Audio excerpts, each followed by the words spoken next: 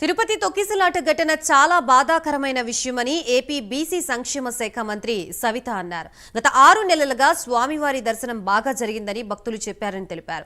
మాజీ CM YS Jagan శవరాజకీయాలు చేస్తున్నారని ఆరోపించారు. గతంలో ఆయన సీఎంగా ఉన్నప్పుడు ఏం చేశారో అందరూ చూశారని మంత్రి సవిత అన్నారు. జరగని విషయం జరిగితే మరి జగన్మోహన్ రెడ్డి గారు నిన్నటి రోజు శవరాజకీయాలు మొదలుపెట్టారు.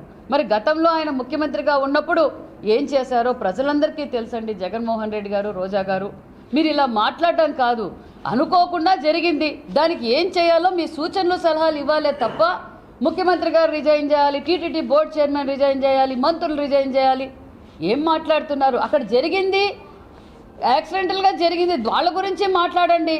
ఈరోజు రాజకీయాలు, శవ రాజకీయాలు చేయడం మీకు అలవాటే.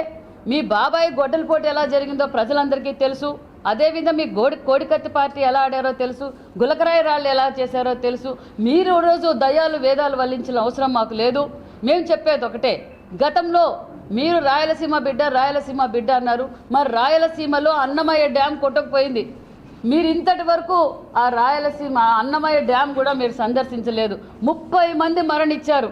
5 గ్రామాలు కూడా మునిగిపోయాయన్న విషయం కూడా తెలుసు. ఆ రోజు ప్రతిపక్షంలో ఉన్న మాన్య శ్రీ ముఖ్యమంత్రి చంద్రబాబు నాయుడు గారు అన్నమయ్య డ్యాంకి వెళ్ళి శతగాత్రుల్ని మరణించిన కుటుంబాలకి ఓదారుస్తూ, అదేవిధంగా బోనమ్మ గారు కూడా ప్రతి కుటుంబానికి 1 లక్ష రూపాయలు కూడా విరాళం కూడా అందజేశారన్న విషయాన్ని మీరు